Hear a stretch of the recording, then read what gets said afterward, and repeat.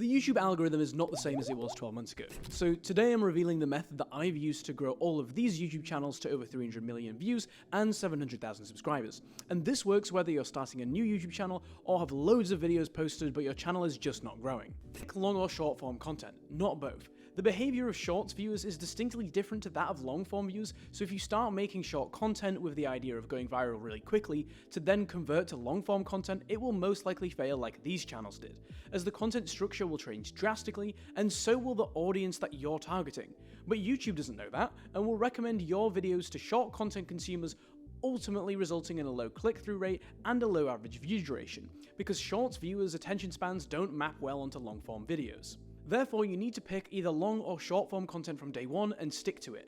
However, once you are an established personality or brand, there may be some value in doing the other style of content, but you are most likely better off splitting content between different platforms, for example, long form on YouTube and short form on TikTok and Instagram. If you have already started your channel, jump ahead to this timestamp. If not, stick with me here. You will be competing in a competitive creator landscape in 2025, so in order to compete effectively, make sure you pick a niche and area of interest which you have extensive knowledge or skill in so you can actually add value to the current body of content. This will also speed up the production process, as you will still have a lot of skill or knowledge required to produce the videos from day one, so the only barriers to success will be your production capability and your ability to market your own videos. If you want your YouTube channel to grow quickly, you need to find a niche with limited competition, which will likely mean finding a topic that isn't massively popular. But that's fine, because actually getting 10,000 views a day on a small niche is better than trying to compete in an oversaturated one and getting 10 views a day.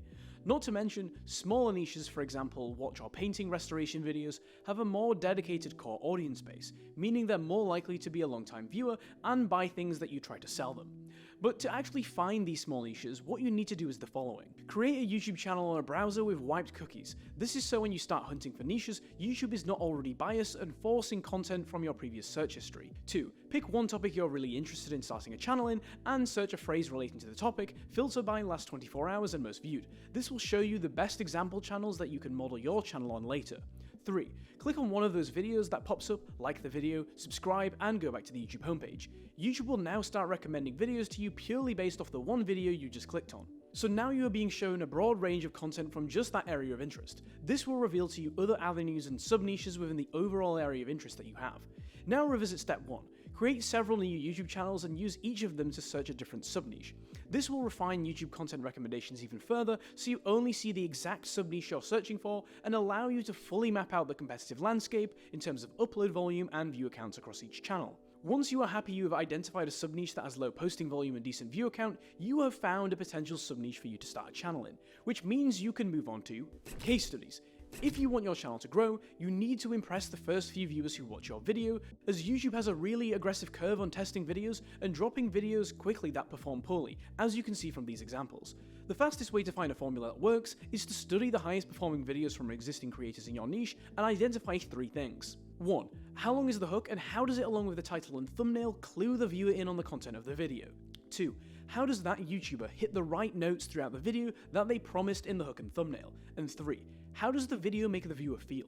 You need to know what emotional chords you're trying to strike with your audience, otherwise you are directionless during content production. You're going to take note of these features on high-performing videos and funnel them into strategy.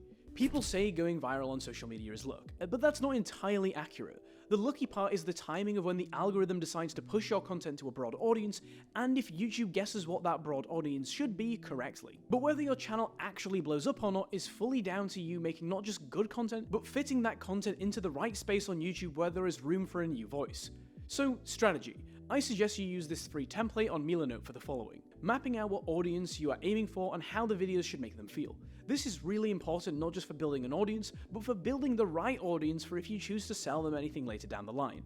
For example, making investing content for teenagers is really good clickbait because they're money hungry, but they don't have any money to spend on courses or financial products, so you don't have much value in an audience there. 3 or 4 years ago, this was really important, and the more often you posted, the better. But today, YouTube is so overwhelmed by content that the focus has shifted to audience retention, which means you can post one video per month and still reliably get good views. For example, Oversimplified, Mark Rober, or Eric Granvisk. The point is, if your content takes a long time to produce to a worthy standard, that's totally fine, and you shouldn't feel pressured to release more content just for the sake of it. Quality over quantity is the key to success on YouTube in 2025. You want your audience to be able to recognize the content from the thumbnail design and editing style, so you don't stray too far away from the rest of what the niche does. However, do put your own flavor on this, as nobody wants to watch a clone of another channel. So make sure to use Milanote to brainstorm design ideas. Whilst this is not sexy at all, if you're serious about growing a successful YouTube channel, you need to be organized, and a simple to-do list will make sure you don't miss out basic things like adding chapters to your upload or brainstorming titles whilst you're writing. I have a Notion template for tracking all of my content production, so comment template down below if you want access to it. I'm going to split this up into a few categories.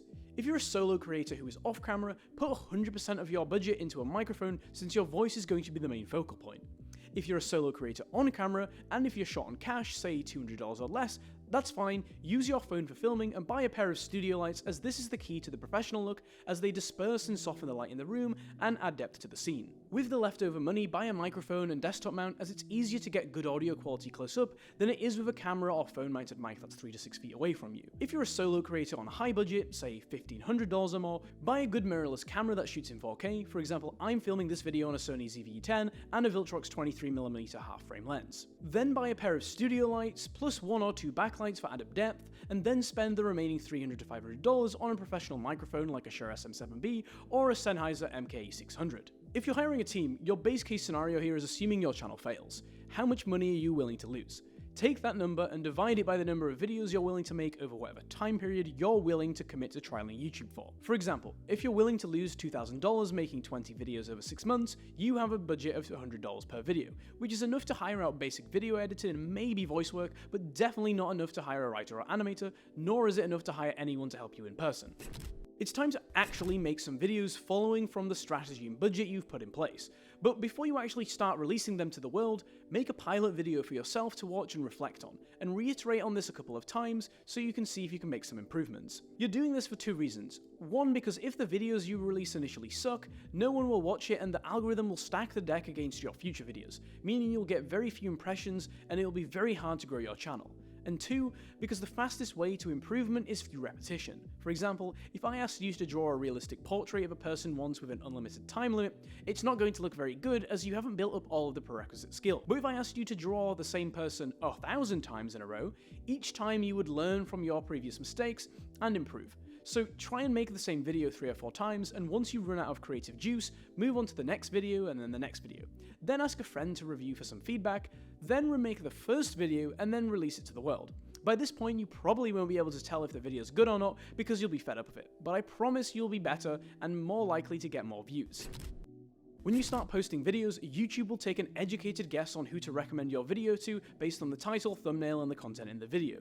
This is where luck comes in. When one of your videos suddenly starts growing, you need to lean into the type of audience that is enjoying that video, and that particular video's type of content. This way you are more likely to get views on future uploads with that now developing audience. If you push back against this and make content different to that in the video that's grown in popularity, you'll likely suffer as YouTube is not good at switching between different audiences from one video to another. It really likes consistency. If you're struggling to decide what niche to start a channel in, then you should watch this video next.